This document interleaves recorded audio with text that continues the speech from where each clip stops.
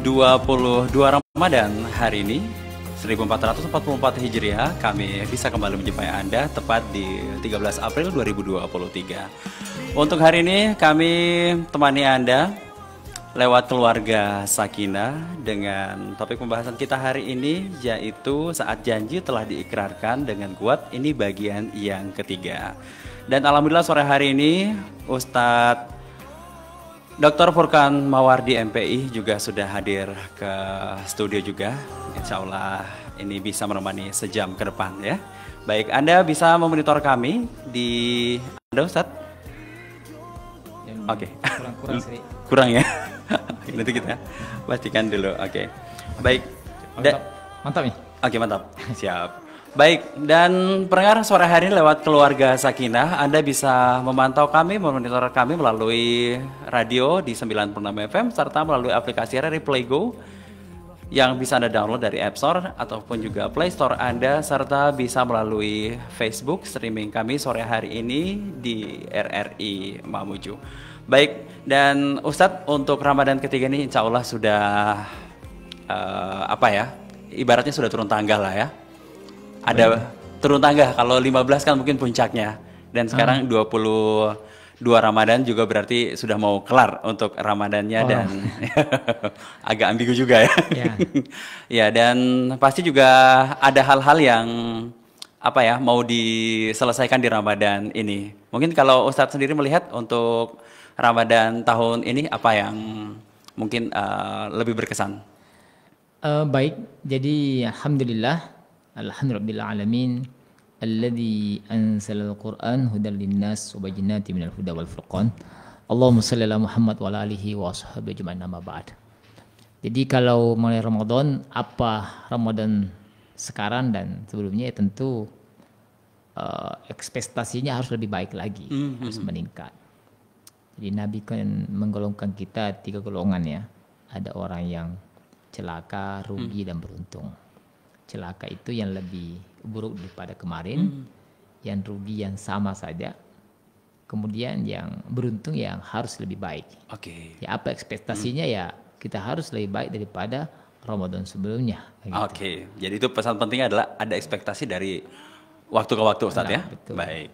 Dan pendengar sore hari ini, kalau begitu kita teruskan juga untuk pembahasan kita di keluarga Sakinah ini dengan pembahasan saat janji telah terikrarkan dengan kuat bagian 3 ini.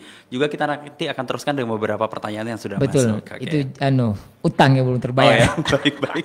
Sore hari ini mungkin juga mereka sudah nunggu semua bagaimana kira-kira jawabannya. Tafadhol Ustaz, silakan. Baik, alhamdulillah alamin, kita sudah masuk puasa yang ke-22 ya. Kamis depan itu berarti puasa yang ke-28. Ya kan? Benar-benar mau menutup. Puasa ke-29. Oh iya. Kamis depan Ustadz ya? Ya, betul. 29. Oke. Ya. Saya nggak tahu apakah masih live ini. Nanti kita lihat insya Allah. Ya, jangan sampai penyiarnya sudah mudik juga semua. Penyiar kayaknya sampai Lebaran pun juga tetap Ustadz. Oh gitu ya, iya. Luar biasa, itu banyak. Totalitas. Iya. Saya tidak tahu ini saya pulang kamu atau tidak. Tapi sudah ada jadwal masalahnya. Baik, hadirin semuanya, Mas Sugi, ya ini penyiar baru berjumpa. Yang kedua kalinya ya. Kedua kalinya. Sudah Skorwil juga pernah. Pernah ya. Ya, kita doakan semoga Mbak Hijrah ya yang senantiasa mendampingi ya, yang saat ini sedang kurang enak badan ya, kita doakan semoga beliau segera sehat. Amin. Sembuh dan bisa berlebaran bersama gitu ya. Siap. Dengan penuh kebahagiaan. Baik, kita sudah bahas tahapan kita, kurikulum kita punya keluarga Sakinah kan bertahap ya, mulai dari proses ya, bagaimana menentukan kriteria ya, suami ke istri, calon istri ke calon suami, calon istri, perempuan mencari calon istri, terus tahapan-tahapannya, ta'arufnya ya. Sekarang ini ketika sudah masuk ikrarnya. Nah, kita bahas rukun-rukun yang menjadikan ikrar itu jadi sah gitu kan.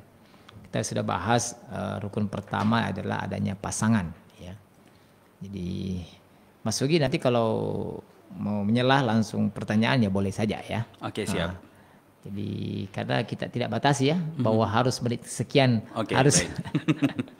Ya, saya juga merasa juga tidak enak kalau nanti kita bahas semuanya pertanyaan-pertanyaan dari Bapak dari pekan yang lalu ya. Apa fungsi mahar, ada 4 keutamaannya. Ya sehari ini kita masih lanjut ya. Jadi mahar itu oleh Nabi dipesankan, ada nasihatnya menarik Rasulullah itu kepada perempuan dan nasihat juga kepada laki-laki. Dan nasihat ini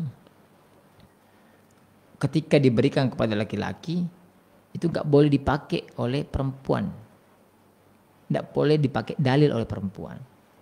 Dan ketika nasihat ini kepada perempuan itu nggak boleh pakai dalil oleh laki-laki. Ya. Apa kata Nabi? Ya, sebaik-baik laki-laki itu adalah yang memberi mahar yang terbaik untuk calon istrinya. Sebaik-baik laki-laki. Artinya the best, ya kan?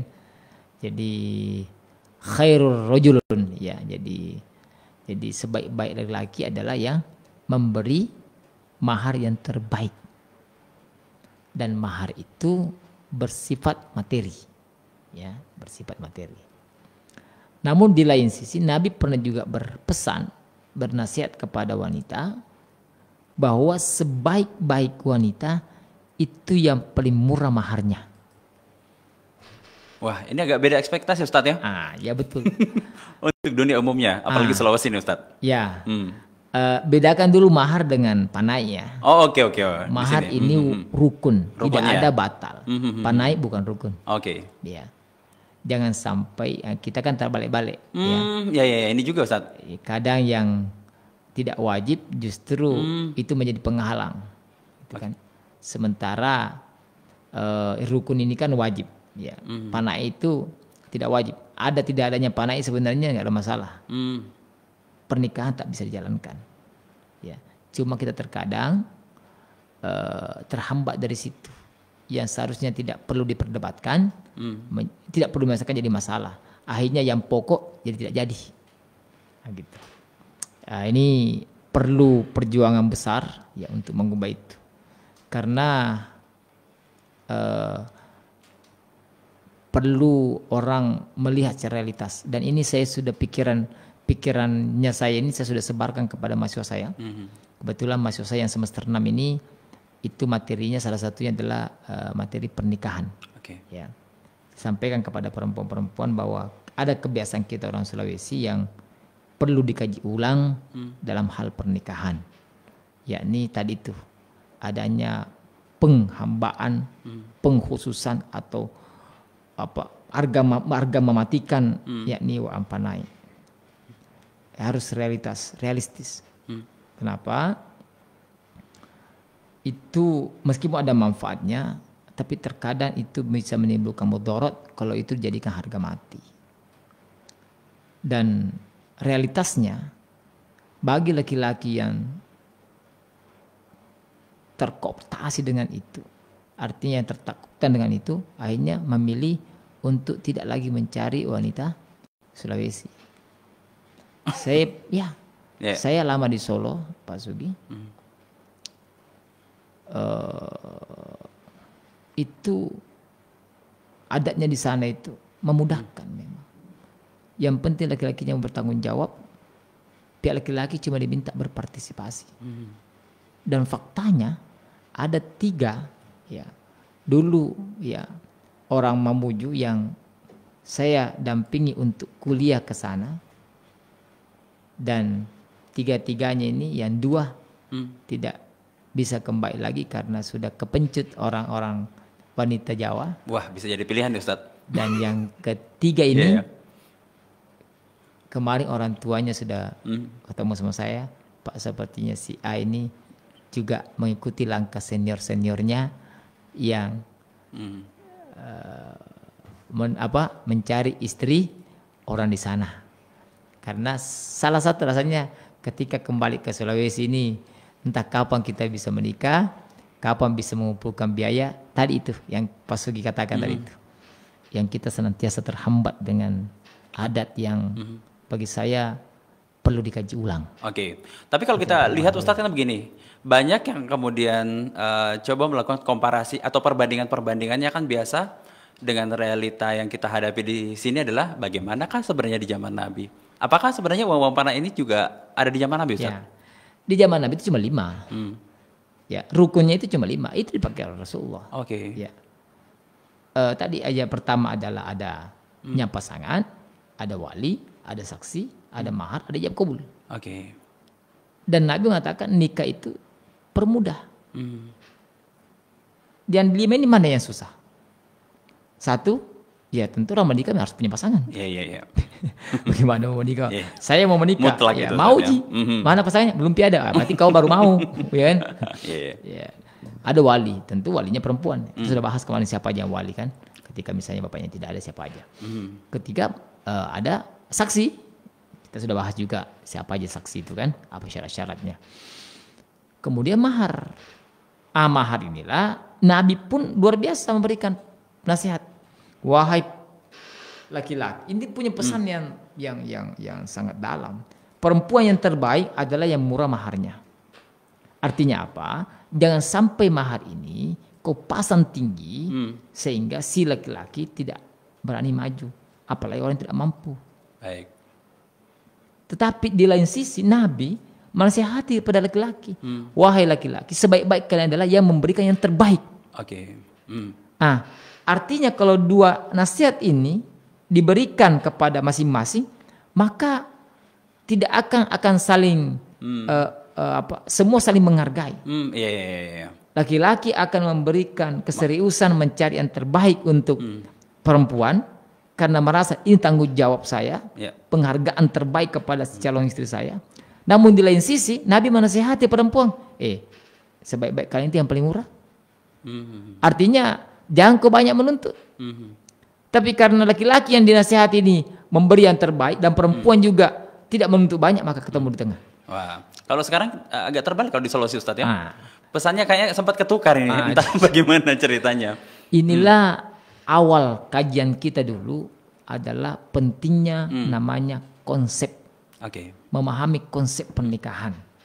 Itu bab pertama yang kita bahas berkali-kali di forum keluarga sakinah kita ini. Baik. Bahwa kejadian masa banyak terkait mengenai permasalahan pernikahan karena kegagalan kita memahami konsepsional terkait mengenai pernikahan. Kegagalan, kenapa kita masih sulit? Karena kegagalan kita di dalam memahami konsep pernikahan.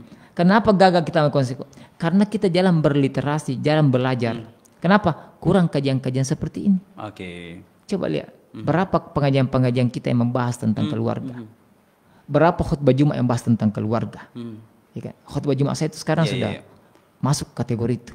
Baik. Apa faktanya bahwa kita gagal berliterasi, gagal membaca rumah tangga? Ya, survei terakhir di Tribun News, ya, kita Indonesia menduduki peringkat kedua tertinggi di Asia tingkat perselingkuhannya. Wow. Se-Asia, ya kan? Dan kita termasuk negara juga yang paling banyak tingkat tinggi perceraiannya. Otomatis orang selingkuh itu ya masa mau menerima lagi kalau sudah selingkuh, dikhianati, ya kan? Jadi kenapa? Kesimpulan saya itu karena memang gagal memahami konsep menikah. Jadi belajar membaca tentang bagaimana ilmu pernikahan itu wajib. Kenapa? Nikah ini sebuah ibadah yang membuat kita beribadah yang sangat panjang. Artinya ketika ibadah itu panjang berarti ilmunya juga harus dalam. Sholat saja yang hanya beberapa menit. Ini kalau kita tidak serius ilmunya, tertolak kita punya ibadah sholat itu. Ya kan? Ibadah mahdhah. Harus punya tuntunan tata cara. Padahal dia cuma dimulai takbir, berakhir dengan salam. Yang hanya membutuhkan kurang lebih 10 menit lah. Nah kita ini, ibadah menikah ini adalah ibadah sepanjang zaman, yang terus kita lakoni sampai nyawa yang berpisah kita dengan pasangan. Artinya, updating ilmu tentang pernikahan, tentang parenting, apalagi kalau sudah punya anak, tentang rumah tangga, menjadi ini wajib terus diupdate. Oke. Jadi seharusnya ini tidak hanya sepekan 2 pekan di Kementerian Agama Ustadz ya? Di RRI ini ya. Syukurlah dari RRI ini kan. Iya, baik-baik. Harusnya pembicaraan tentang pernikahan ini juga sama pentingnya dengan urusan lain masuk ke kurikulum juga Ustadz harusnya ya? Oh ya, karena kita kan merindukan negara yang yang adil, makmur, sejahtera, sentosa. Nah, miniatur negara itu ada di rumah. Ya. Jadi negara tidak mungkin begitu saja dia bisa menjadi makmur, sejahtera, sentosa kalau tidak dimulai dengan keluarga yang baik. Itu akan melahirkan tetangga-tetangga yang baik, lingkungan yang baik, RT yang baik, RT yang baik naik RW yang baik, RW jadi desa yang baik, desa yang baik menjadi desa kelurahan yang baik menjadi kabupaten yang baik, provinsi yang baik menjadi negara yang kuat. Kan begitu. Artinya bahwa negara yang kuat ini ditopang oleh keluarga. Dimulai dari keluarga yang baik. Baiklah. Nah, bagaimana kalau keluarganya yang selingkuh, KDRT, ya kan, cerai, tengkar? Bagaimana mau melahirkan sebuah lingkungan yang baik kan begitu? Jadi tidak usah muluk-muluk mau mencetak negara yang hebat, ya, yang super power, yang apa, tanpa dimulai dengan keluarga yang baik dulu. Baiklah. Seperti itu. Oke, Ustadz, ini minggu lalu sepertinya program Keluarga Sakinah ini salah satu yang tertinggi ya untuk apresiasi dari masyarakat juga. Oh, alhamdulillah. Alhamdulillah ini juga sempat kami capture, mungkin juga sudah sampai ke Ustadz. Dan sore ini juga masuk ya beberapa pertanyaan, boleh kita teruskan mungkin? Oke, silakan. Oke, di minggu lalu juga masih sempat tertinggal beberapa pertanyaan, entah apakah akan diteruskan Ustadz. Tapi kalau ini sepertinya sudah diselesaikan mungkin minggu lalu ya. Saya serahkan sama moderator. Oke, terkait dengan sama saksi itu sendiri katanya bisa siapapun asal memenuhi ke dalam syarat tadi Ustadz ya, katanya. Itu sudah Ustadz ya? Sudah dibahas. Sudah. Baik, nah berikut ya. Hari ini saja ya. Oke. Masuk hari ini saya dulu. Oh ya, hari ini saja ya? Ya, sudah ada. Hari ini juga banyak. Oh ya, silakan. Oke. Tapi ini menarik nih Ustadz, ada yang minggu lalu terkait poligami katanya. Ya, ini kan juga Masih jauh ya, tapi ada masanya nanti Ustadz ya? Ada masanya. Oke, kalau begitu tinggal ditunggu nih untuk pendengar kita. Kayaknya juga penasaran, belum selesai satu keluarga sudah mulai ini. belum. Ini belum. Mungkin semangat membangun keluarganya tinggi ini Ustadz. Sore hari ini yang jadi poligami memang enak diperbincangkan. Oke. Berat untuk dilakukan. Oke, ini pertanyaannya dari Farida. Izin bertanya Ustadz, bagaimana pasangan membagi waktu antara keluarga, kuliah, dan pekerjaan bila bekerja? Oh, ini mungkin adakah mahasiswa yang menikah ya mungkin ini? Mungkin ya, teman khusus. Baik, salah satu yang terkadang kita bermasalah rumah tangga itu karena kegagalan dalam berkomunikasi. Oke. Ya. Makanya itulah yang kita bahas dulu ketika ta'aruf. Oke. Nah, jadi ini kalau sebenarnya runut dia ikut, pertanyaan begini tidak muncul. Tidak apa-apa lah. Jadi ketika ta'aruf itu kan kita saling mengenal. Di situ ada forum di ta'aruf yang kita sudah bahas dulu, ya bisa 2 kali 3 kali berjumpa. Bagaimana ketika misalnya dia masih kuliah atau lanjut studi, ya sudah S1 S2. Disitulah diputuskan di situ. Ya, ada komunikasi sebelum akad, ya. Bahwa nanti setelah saya menikah, saya mau lanjut studi. Bagaimana? Saya misalnya nanti setelah kita menikah, ya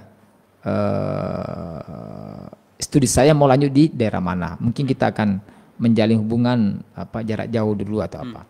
Itu putus sebelum akad. Gitu.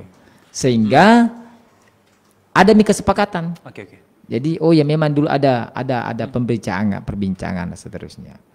Nah, ini tentu akan menarik ketika sudah masuk selesai di situ. Nah, memang kadang-terkadang ketika sudah masuk baru ada anaknya mau kuliah, belum lagi kalau kalau istrinya, kalau suami, ya kan pasti goyah itu, ya. Maka ini pentingnya komunikasi, ya. Jadi bicara, tidak boleh diam-diaman. Nah, ini yang problem ada ketika diam-diaman. Jadi ketika ada pasangan ingin melanjutkan studi misalnya, apakah itu suami atau istri, ini mohon untuk dengan sangat untuk diperbincangkan terlebih dulu. Baik. Wasyawirhum billati ihsan. Silakan bermusyawarah dengan cara yang terbaik. Ya. Jadi bagaimana membagi waktu? Ya tentu ketika misalnya seorang bapak, ya dia bekerja tanggung jawab pasti mencari nafkah, ya kan, membimbing istri, membimbing anak. Nah ketika dia kuliah, otomatis dia akan terporsir lagi waktunya. Ya, perlu dikomunikasi. Jadi ibu misalnya, anak misalnya ya, ya ketika bapak pulang ke rumah yang tadinya bisa langsung bersama, ya main-main, ya selama kuliah tentu akan terkurangi. Ya kenapa? Ketika orang kuliah pasti banyak tugas, ada makalah, ada video yang harus dibuat. Ya ini dikomunikasikan memang sebelumnya. Jangan sampai nanti ketika sudah lanjut studi, ya kan, tidak ada komunikasi, suami langsung mendaftar, begitu kuliah, ya belum perhatian kepada anak kurang, ya. Perhatian ke istri kurang, belum lagi otomatis ekonomi juga akan dengan sendirinya kan akan terganggu, ya. Kalau misalnya kuliahnya kuliah mandiri tanpa beasiswa, ya kan, yang tadinya bisa beli susu, ya, bisa beli apa-apa, ya kebutuhan istri, make upnya dan seterusnya, karena lanjut studi, ya kan, ada biaya yang harus tersisihkan ke sana. Nah ini kan perlu dikomunikasikan semua. Nah, jadi pada intinya bagi teman-teman yang antara kerja, kuliah, dan berumah tangga itu tidak salah. Tidak ada haram orang sementara studi S1, S2 mau menikah. Saya dulu menikah S2, ya kan, sementara S2. Selama itu dikomunikasikan. Oke, baik. Jadi intinya dikomunikasi, Ustaz. Ya betul. Ta'aruf ini juga sepertinya butuh diluruskan, Ustaz, ya. Biasanya kan orang melihatnya ta'aruf ini hanya kegiatan melihat wajah satu sama lain, Ustaz. Katanya begitu. Oh, sebenarnya sudah dibahas kemarin. Okay. Mana ta'aruf syar'i dengan HTS, hubungan tanpa status. Baik. Jadi ada ta'aruf. Jadi sebenarnya sudah bisa dibuka di pertemuan-temuan sebelumnya. Baik. Kan tersimpan dengan baik toh? Oke. Tinggal dilihat aja ya proposal ta'arufnya seperti apa, Ustadz ya. Terus berikutnya ini kita ke dari Arsyad Arham. Pertanyaannya ini perbedaan mahar dan uang panai. Ya, secara hukum berbeda ya. Jadi mahar itu masuk rukun, panai tidak masuk rukun. Dia bagian dari adat ya. Jadi panai itu adatnya. Ada tidak adanya uang panai selama rukunnya terpenuhi sah. Ya kan? Tapi kalau rukun tidak ada salah satu tidak sah. Prioritasnya rukunnya dulu. Jadi maharnya itu ya yang diberikan, harta yang diberikan kepada perempuan dan milik perempuan. Oke. Kalau panai kan miliknya kegiatan-kegiatan miliknya orang tua, miliknya jadi habis untuk dipakai oleh pesta dan seterusnya. Nah, jadi masalah adalah sudahlah uang puluhan juta bahkan ratusan dipakai begitu saja.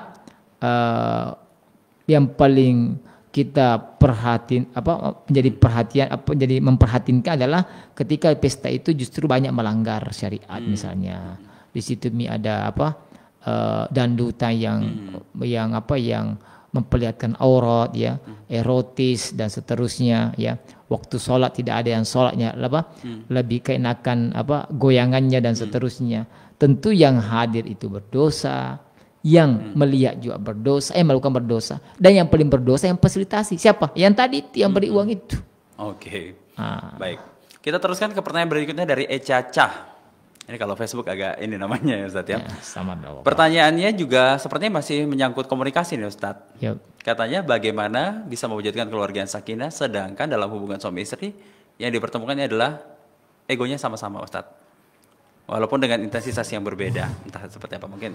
Baik, perlu dipahami dulu bahwa yang kita lawan menikah itu adalah manusia, bukan malaikat.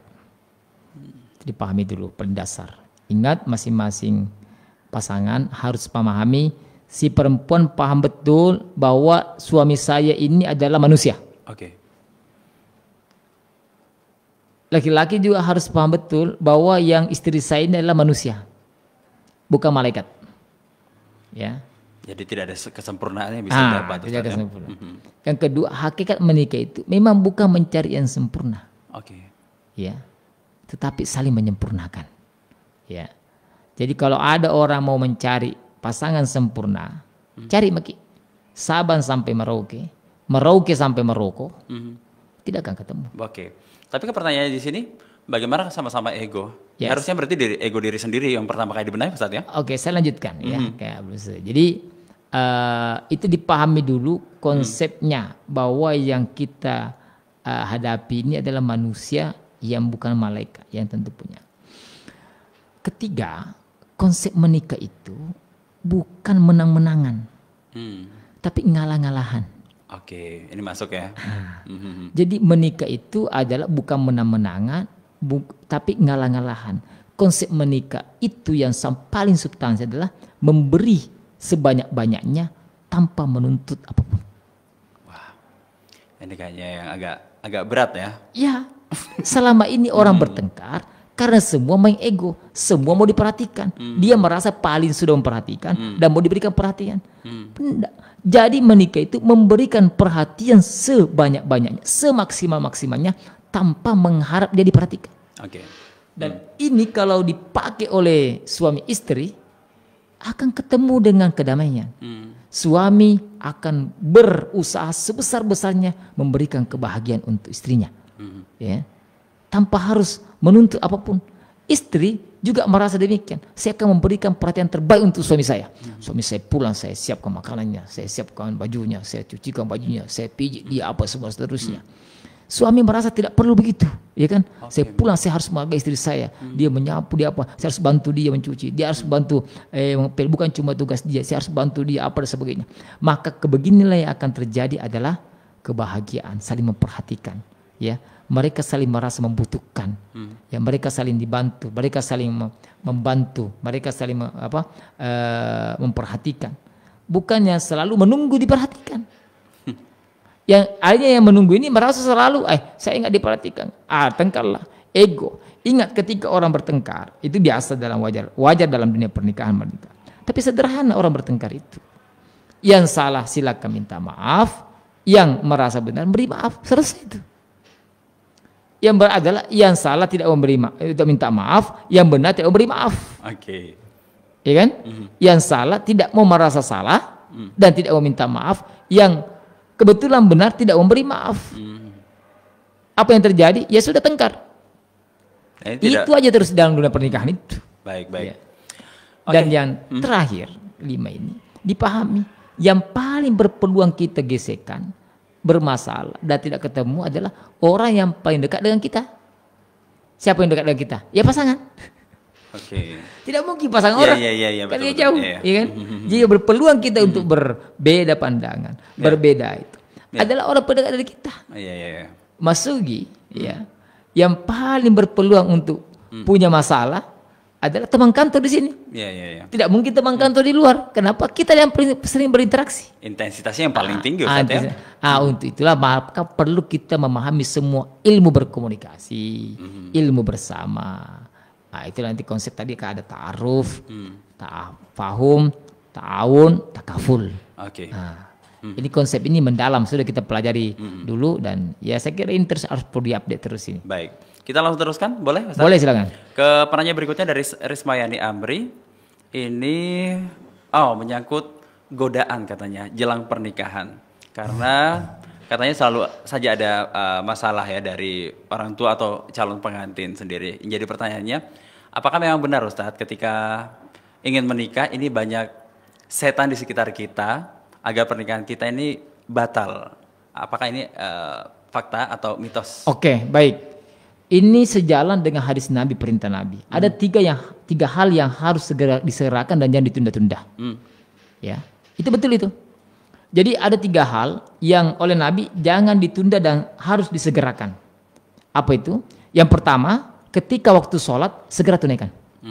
Adzan berkumandang segera tunaikan. Jangan bilang tidur bagi dulu, baru adzan belum komat, ya kan? Komat masih panjang ini, ya kan? Kan sampai asar sholat duhur misalnya kan? Apalagi kau tidak ke masjid, jangan ke masjid deh. Tunggu dulu kan lama imamnya itu. Akhirnya diundur, akhirnya kebablasan. Tidak dapat. Itu yang pertama. Ketika waktu sholat jangan ditunda-tunda. Yang kedua juga tidak tahu sampai kapan kita jatah hidup kita. Apakah sampai asar kalau dengan duhur, Kalau asar apakah bilang sampai maghrib? Ada yang tahu.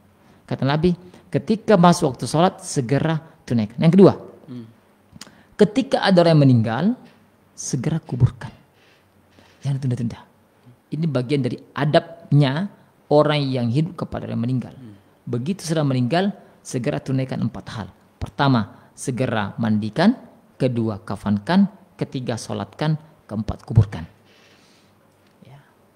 Ini, segerakan semua itu. Begitu dia meninggal, ya, selama tidak ada kendala alam, kendala apa dan sebagainya, segera dia mandikan, kafankan, sholatkan, dan kuburkan. Oke. Yang ketiga yang harus segera tunaikan, ketika sudah ada yang gadis dilamar, jangan tunda-tunda, segera nikahkan. Pak, belum ada uangnya, belum ada pestanya, nikahkan saja dulu, akadkan aja dulu. Kalaupun mau pesta sekarang belum ada dana, nanti belakangan. Apa sih substansi menikah itu? Saya sudah bahas beberapa waktu lalu di sini. Menikah itu sebenarnya yang tujuan utamanya pesta itu adalah hanya ingin mengabarkan kepada khalayak umum bahwa ini loh si A dan si B sudah menikah, sudah menunaikan salah satu ibadah yang mulia yang menyempurnakan agama. Ini loh, lihat semua. Maka ada musik, ada pesta dipanggil supaya apa? Nanti kalau ketemu di jalan, ketemu di mana tidak menjadi fitnah. Oh, oke. Itu tujuan pesta, untuk mengabarkan. Nah, pesta saat ini sebenarnya itu pun juga sebenarnya sudah terhapus, bisa dikatakan hilang substansinya karena adanya media sosial. Oke. Ya, dengan adanya media sosial ini kan si A misalnya, si B menikah, difoto, dikabarkan ke grup WA, dikabarkan ke Instagram, ke Facebook, apalagi bisa di live-kan dan seterusnya. Maka substansi dari menikah itu, pesta itu yang tadi mau mengabarkan, maka dengan sendirinya gugur. Gugur apa? Ya dia gugur, tujuannya sudah tercapai. Ya kan? Jadi cukuplah dia akad, apalagi akad sekarang orang bisa video langsung. Bahkan saat ini orang pun misalnya mau berikan ucapan selamat, sudah ada sekarang anunya. Apa ini? Aplikasinya kan? Wah, masuk misalnya menikah langsung ada itu. Aplikasi tolong memberikan ucapan doa apa semua langsung itu. Saya punya kawan-kawan di Solo, di mana di Sumatera, bahkan di berbagai daerah itu, bahkan sudah langsung ada nomor rekeningnya bagi yang mau menyumbang kan sudah banyak begitu. Artinya apa? Kehadiran langsung untuk berada di lokasi itu sudah terwakilkan dengan adanya media sosial. Jadi substansi untuk mengabarkan bahwa jangan sampai terjadi fitnah dengan canggihnya media saat ini itu sudah terpenuhi sebenarnya. Baik. Maka pesta tidak penting lagi sebenarnya untuk dilakukan. Apalagi kalau dalamnya banyak maksiatnya, banyak tabdzirnya, banyak kesia-siaannya. Jadi ini terkait mitos atau fakta? Kalau memang ada setan? Iya. Jadi karena begini, setan itu, iblis jin itu, ya itu kan turunannya semua ya. Itu adalah ibadah yang paling menangis adalah ketika ada menikah. Oke. Dia nangis itu. Dan kesuksesan tertinggi seorang iblis ya ketika dia mampu melepaskan pernikahan menjadi cerai. Singgasananya iblis itu ada di tengah lautan. Ya. Setiap hari anak buah yang di daratan ini laporkan,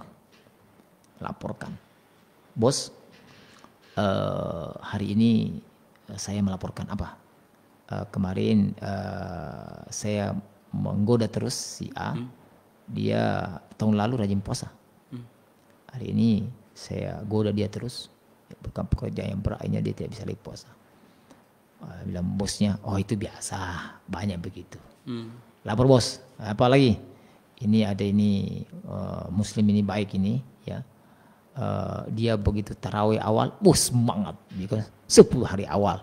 Tapi ku godai, mulai capek-capek, mulai kesibukannya, mau cari batu lebaran, akhirnya tinggal kami masjid. Bilang bosnya, oh bagus, tapi banyak tonjek begitu, ya kan? Bos ini ada begini, ya, ada pejabat ya, goda-goda, akhirnya dengan uang fiktif, uang apa laporan, akhirnya dia korupsi tangkap KPK. Bilang bosnya, oh bagus, mantap itu, tapi itu biasa-biasa tonjek juga, banyak begitu. Tapi ada datang langsung, bos, kenapa? Saya berapa bulan ini mengacaukan rumah tangganya si A dan si B, dan hari ini dia sudah menjatuhkan talak, menyatakan cerai, akhirnya rumah tangganya pisah. Wah, langsung bosnya kasihkan jempol itu. Wah, ini hebat ini. Wah, langsung dapat dapat penghargaan itu. Kenaikan pangkat. Kenaikan pangkat itu. Kenapa dia sukses? Kenapa? Kesyukuran tertinggi iblis adalah kita kemampuan memisahkan dua belah jiwa, ya, yang tadinya bersatu menjadi berpisah. Maka menangislah iblis itu ketika ada orang mau menikah. Maka supaya tidak jadi, karena kalau ada si pasang laki-laki yang belum menikah, selalu bersama, berdua, itu kan peluang iblis datang terus di situ. La yahluwanna ar-rajulu bi imra'atin fa inna thalithahu syaitan. Jangan laki-laki perempuan berduaan karena ketiganya dia setan. Ada situ iblis, ada setan di situ. Namun ketika menikah tidak boleh setan dekat-dekat itu. Yang tadinya pegangan haram, berduaan haram, ya kan? Setan semua ada situ. Begitu sudah menikah, diangkat haram semuanya halal, bahkan dianjurkan untuk bersama terus. Baik. Iblis tidak boleh masuk lagi. Kenapa? Sudah diikat sebuah ikatan yang sangat kuat, yang Allah langsung saksikan, malaikat mendoakan semuanya. Yakni kalimat qaulan ghalidha itu, yang sifatnya yang ijab kabul yang kita bahas. Baik, ini singkat saja mungkin Ustadz. Mungkin sudah berapa kali dibahas dari Sulfani Yusuf terkait definisi keluarga sakinah. Baik, sakinah itu adalah puncak akhir tujuan. Ya, jadi ada kalimat mawaddah warahmah. Ya, kalau dikata apa itu sakinah, tenang. Kalau cuma tanya apa itu sakinah, ketenangan. Jadi semua orang merindukan agak telepon biasa Ustaz. Oh, telepon ya? Iya. Diterima dulu, ada telepon. Oke, terputus, nanti kita coba kembali. Yang penting bukan telepon saya. Saya matikan saya. Iya. Ya kalau ada telepon. Tapi biasanya kan dia berarti live langsung ya. Iya.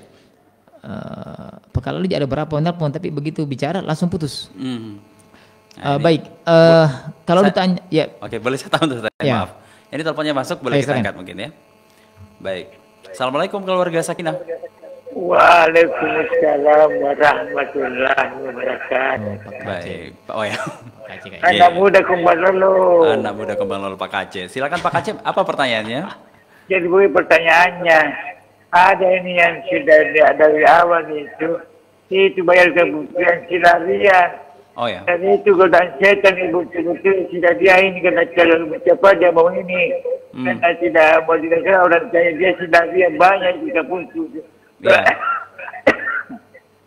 Ya. Kalau suka mulai sama itu, jadi nanti dia menjadi persoalan kalau ini orang saya tidak itu dan pasangannya bagaimana? Banyak itu begitu. Bagaimana silarian? Jadi apa pertanyaannya? Si Paindongan Namanda. Iya, maksudnya apa yang jadi pertanyaannya? Bagaimana kalau? Pertanyaan kan begini, ini banyak biasa itu orang tuanya dan yang tersakit apa akibat wanita. Oh, tidak mau jadi saksi. Bagaimana? Ya. Oke.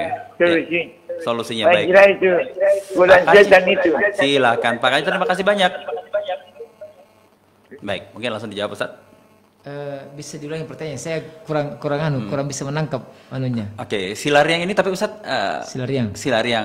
Ya, saya paham. Oh ya, paham ya. Nikah lari kan? Iya, mungkin karena tidak dapat restu dari orang tua. Bagaimana kemudian kalau kemudian hal itu terjadi dan tidak dapat restu, bagaimana solusi yang bisa diambil?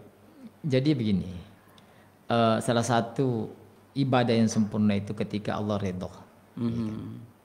Jadi dan ibadah yang terbaik itu memang ya Allah ridho. Ridhonya Allah adalah mengikuti aturannya. Ya. Nah, dan cara salah satu mendapatkan ridho Allah itu caranya, tangganya adalah mendapatkan ridho orang tua. Ridho Allah, firdul walidain. Ridhonya Allah itu sangat tergantung bagaimana ridhonya orang tua. Jadi teman-teman semua, adik-adik atau siapa-siapa yang mau menikah, jangan sampai Anda tidak mendapatkan ridhonya orang tua. Ya.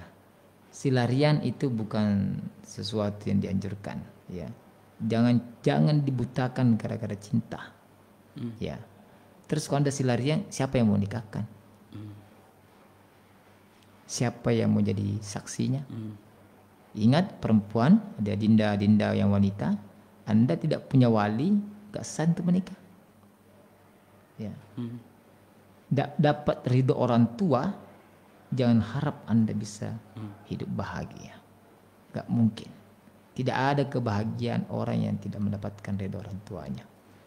Anu Ustaz, orang tuanya supaya berutang, Ustaz begini. Saya sampai hari ini kok hanya lihat itu di sinetron saja itu. Oh iya, iya. Saya tetap berkeyakinan kebanyakan mayoritas orang tua itu pasti menginginkan anaknya mendapatkan menantu yang baik, ya kan? Misalnya Pak, saya dijodohkan, saya tetap berkeyakinan besar bahwa anaknya, orang tuanya menginginkan menjodohkan. Kenapa? Dia tahu calon menantunya yang terbaik untuk dia. Baik. Gitu. Adapun yang bagaimana, cari untuk bayar utang, untuk ditukarkan, saya belum jarang menemukan dalam dunia realitas. Yang ada cuma dunia sinetron itu. Jadi mestinya agak dikurangi juga Ustaz. Nah ini kan sinetron kita ini kadang kita terracuni kan. Tidak ada sebenarnya dalam dunia nyata, ada di dunia sinetron. Dijadikan kasus, jadi bahan perbincangan. Inilah terlalu kita ini sudah terracuni dengan sinetron ini yang kurang mendidik itu. Baik, jadi kurang lebih begitu mungkin jawabannya Pak untuk Pak Aceh. Iya, ya? Pak Aceh. Banyak Pak Aceh yang penelpon setia ini. Oke, baik. Tapi mengenai si lereng ini sebenarnya secara tidak langsung kalau bicara ini kan kita mungkin sisi atau sudut pandangnya lebih ke keluarga sakinah Ustadz ya. Iya. Kalau kemudian tadi bahwa bagaimana seharusnya dikomunikasikan lebih awal, ini kan sudah gugur dengan sendirinya. Iya. Jadi bagaimana mungkin orang bisa jadi sakinah itu adalah akhir sebuah perjuangan yang tentu jalannya ke sana harus sesuai dengan jalan yang benar. Gak mungkin orang bisa tenang ketika sudah jalannya syariat yang diinjak-injak. Bagaimana orang mau dapat sakinah kalau dia nikahnya selariang? Bagaimana orang mau mendapatkan sakinah kalau nggak dapat ridhonya Allah, ridhonya orang tua? Jadi sakinah itu adalah puncak akhir ketika kita mengikuti tahapan semua yang sesuai dengan jalannya. Gitu. Jadi nggak mungkin menggapai, jangan kan dapat menggapai itu untuk sampai ke sana dengan cara yang salah, itu mustahil nih. Kayak gitu. Baik. Ibarat orang masuk surga, banyak maksiatnya, tidak minta tobat lagi, gitu. Jadi harapan yang jauh bara dengan panggang, ya. Jauh api dengan panggang gitu bahasa pepatahnya. Oke. Kita teruskan untuk berikutnya dari Marna. Izin bertanya katanya, bagaimana jika seorang imam keluarga tidak mengajak istrinya untuk tetap beribadah kepada Allah Subhanahu wa taala? Apa yang harus dilakukan Ustaz? Baik. Imam yang tidak mengajak istrinya? Iya. Pertanyaannya, diapakan itu suami? Jadi begini, memang ada 5 tanggung jawab suami kepada istri. Ya. Dan sudah berapa kali saya bedah juga ya, beberapa waktu yang lalu saya bedah. Tapi karena pertanyaannya ya, kita kan tidak bisa namanya pemirsa ya. Ini kan inilah konsekuensi kita main dunia maya ya. Pemirsanya bisa datang dan pergi gitu kan. Dan memang ilmu juga kalau diulangi nggak ada masalah, ya kan. Apalagi kalau yang bertanya berbeda memang gitu. Iya. Mungkin ini yang baru untuk kita. Jadi satu, suami itu punya kewajiban memberikan nafkah yang terbaik untuk istri, makan yang terbaik. Kedua, memberikan tempat tinggal yang terbaik. Yang ketiga, memberikan pakaian yang terbaik. Yang keempat, memberikan istri adalah perhatian yang terbaik. Kemudian memberikan pendidikan yang terbaik. Pertanyaannya, bagaimana kalau suami tidak menjalankan itu? Berarti dia tidak amanah. Suami ini tidak amanah dalam konsep hukumnya. Berarti dia tidak amanah terhadap istrinya, karena istri ini adalah amanah. Kullukum ra'in wa kullukum mas'ulun an ra'iyati. Setiap kalian adalah pemimpin dan setiap pemimpin akan dimintai pertanggungjawaban. Jadi laki-laki setiap suami akan dimintai pertanggungjawaban di bahal nanti di akhirat ini. Nah, bagaimana kalau misalnya dia tidak menjalankan? Secara hukum dia khianat terhadap amanahnya. Bagaimana proses sebagai istri? Ya, tentu disinilah perlu dijalin komunikasi. Ya, misalnya istri pahami ke sini, memang suamiku saya memang pas-pasan ji. Jangan mau untuk terlalu banyak. Mau minta diajari begini, diajari misalnya mengaji. Ternyata suamiku juga memang tidak tahu mengaji, ya kan? Ya, salah siapa? Ya salah Anda, kenapa dulu menikah? tidak tahu yang mengaji. Tarakmu salah. Iya memang karena memang tujuan menikah dulu ketika awal bukan yang pintar mengaji, bukan agamanya, tapi gantengnya dan dompetnya. Nah, ternyata tua tidak ganteng lagi. Menyesal. Tapi gak apa-apa lah. Kan banyak begitu ya. Hijrah setelah sudah bertahun-tahun. Bagaimana caranya? Ya, satu ya sama-sama belajar. Yang kedua ya panggil guru. Ya kan? Panggil guru. Jadi Anda merasa kurang, ya komunikasikan dengan istri suami, ya kan? Kita ini sama-sama kita tahu mengaji nih. Sholat juga kita baru belajar, ya kan? Kutuntut jadi imam yang baik. Tidak bisa tunggu, ya. Kan banyak ketahuan ini suami tidak bisa mengaji kan ketika Covid kemarin kan. Ternyata ketika tarawih di rumah, banyak itu ternyata ada beberapa juga imam rumah tangga tiba-tiba sakit kepala, ya. Nyata ketika sudah hari pertama kul jana baca, hari kedua kul lagi, kul tiga. Nah bilang istrinya, apa ini suami kul saja, suami kul Allah had kul terus. Jadi imam kul baru ketahuan. Nah tentu ya jangan terlalu ekstrim suami istri ketika melihat suaminya begitu, tidak buat aneh ini, janganlah. Jadi sesama pasangan itu saling menutupi, ya kan? Hunna libasul lakum wa antun libasul lahun. Kan begitu bahasa Al-Quran. Istri itu pakaian untuk suami, suami itu pakaian untuk istri. Artinya bukan bahwa pakaiannya istri boleh dipakai oleh suami, pakaiannya suami dipakai, enggak ya. Artinya di sini makna pakaian. Apa itu pakaian? Fungsi pakaian salah satunya adalah menutupi. Artinya kekurangan istri itu menjadi tanggung jawab suami untuk menutupi. Kekurangan suami itu menjadi tanggung jawab istri untuk menutupi. Itu namanya hunna libasul lakum wa antum libasul lahun. Kalian wahai suami itu harus menjadi pakaian untuk istri. Kekurangan istrimu jangan kau sebarkan ya. Suami istri juga jangan begitu, jangan kasihan makundru mengajinya suaminya tidak bisa lancar, tapi video kan ya kan. Nah sedikit di Facebook nasib seorang istri imam yang begitu tadi. Jadi nasib inilah suami tidak tahu mengaji kan, suami trikul saja ada baca. Tentu ini tidak elok. Ini tidak bisa menjadi pakaian yang baik untuk pasangannya. Boleh kita teruskan Ustaz? Ya, silakan. Ini langsung satu jawaban sepertinya dari Wulandari. Izin bertanya bagaimana konsep keluarga sakinah menurut ajaran Islam. Kedua dari Husnul Khatimah, bagaimana membangun keluarga dalam Islam agar menjadi keluarga sakinah mawaddah warahmah. Yang ketiga dari Sulis Maskur, bagaimana cara membuat keluarga sakinah yang sesuai ajaran Islam. Baik, jadi begini, satu hal yang paling pokok untuk menggapai sakinah itu harus mawaddah warahmah dulu. Mawaddah warahmah, mawaddah itu dia proses awal sebelum orang menikah. Mawaddah itu mencari yang terbaik, the best. Ya. Istri silakan mencari kriteria yang paling the best. Kriteria paling the best itu kriteria tentu sesuai ajaran Nabi. Perempuan diminta mencari pasangan calon suami dua ukuran utamanya. Satu yang paling bagus akhlaknya, yang kedua yang paling bagus pemahaman agamanya. Adapun yang bagus mobilnya, bagus kendaraannya, ya, bagus pekerjaannya, itu tambahan, tapi bukan pokok. Tapi Nabi mensyaratkan dua hal. Wahai perempuan, cari calon suami yang bagus akhlaknya, ya, ahsanuhum khuluqa, ya, memiliki akhlak yang baik. Yang kedua, ia memiliki pemahaman yang baik. Karena kalau suami yang bagus akhlaknya, bagus perilakunya, dia tidak mungkin dia smackdown istrinya. Karena banyak sekarang itu kesian. Istri korban smackdown oleh suaminya, bengkak matanya, bengkak kepalanya, bahkan ada yang bocor, ada dilempar. Kenapa? Ya suami bagi pasti tidak berakhlak. Baik. Yang kedua, suami yang paham agama. Bagaimana? Banyak suami tidak tahu bagaimana hukum-hukum. Nah, dia nanti menerangkan kepada istrinya hukum-hukum syariah, hukum agama, kewajiban suami, kewajiban istri. Nah, suami yang begini yang paham tentu akan membimbing istri dengan baik. Nah, yang kedua, itu konsep mawaddah, mencari yang terbaik. Bagi suami mencari 4 untuk perempuan.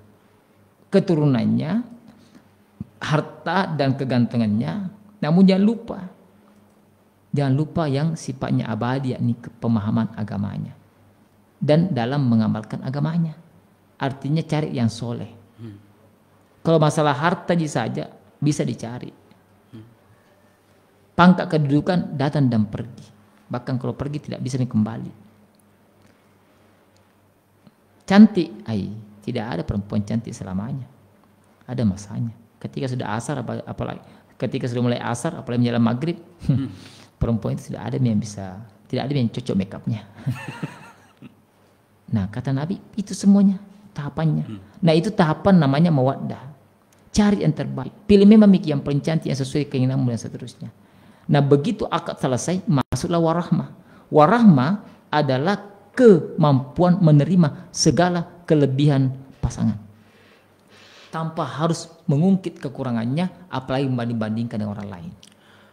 Okay. Nah, konsep yang inilah, menerima kelebihan dan kekurangan pasangan, inilah yang akan mengantar seseorang menggapai namanya sakinah. Baik, mudah-mudahan terjawab sore hari ini. Memang kalau bicara mengenai keluarga sakinah, kayaknya makin kesini Ustadz makin banyak yang juga sudah semakin terbuka ya, melihat bahwa ada hal menarik lainnya yang benar-benar juga perlu untuk selalu dibahas Ustadz ya, yaitu keluarga sakinah.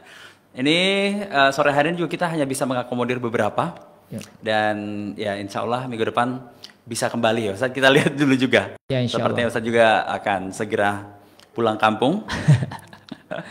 Ya tidak apa-apa, kamu masih bersambung juga habis lebaran. Ya, pokoknya ini akan insya Allah terus-terusan ya. Dan sore hari ini kita tinggal sapa sedikit saja Ustadz ya, biar semuanya mungkin bisa dapat perhatian juga. Ada Pak Amri di Kalimantan, terima kasih banyak sudah masuk juga. Dan banyak sekali pendengar kita dari Facebook RRI juga sudah masuk sore hari ini. Pertanyaannya ini juga lumayan beragam Ustadz ya, dari beberapa yang ditanyakan tadi. Tapi insya Allah kita bisa tanyakan lagi ya, ulang lagi mungkin di sesi-sesi yang akan datang. Dan baik, sebagai penutup untuk part 3 ini Ustadz, kayaknya episode kita bakal panjang Ustadz ya. Baik, jadi saya sangat bergembira ya dengan antusiasme masyarakat, karena memang terkadang kita itu salah paham ya, atau pahamnya salah karena kekurangan ikhlas kita itu. Dan Ramadan ini saya sudah nulis ya, Ramadan ini kan bulan literasi. Kenapa? Bulan inilah memang turun Al-Quran, perintah untuk membaca, perintah untuk belajar ya. Dan terkadang kita itu kan buntu kalau kita tidak belajar. Mobil itu kalau tidak tahu cara membawanya itu kecelakaan.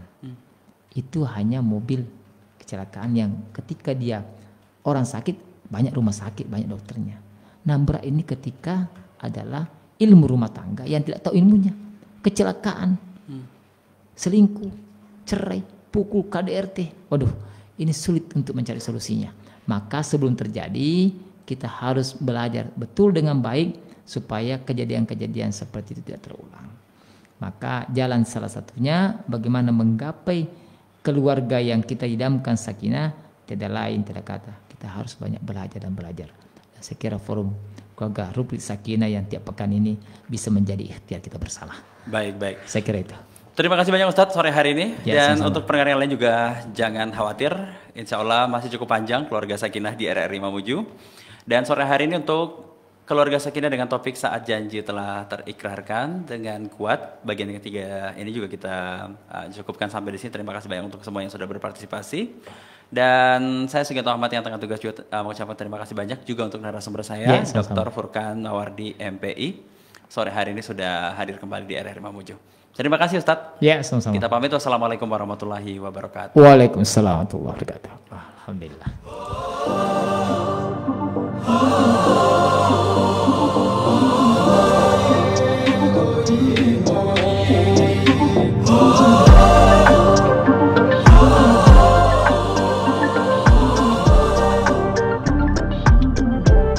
Tegar menginspirasi.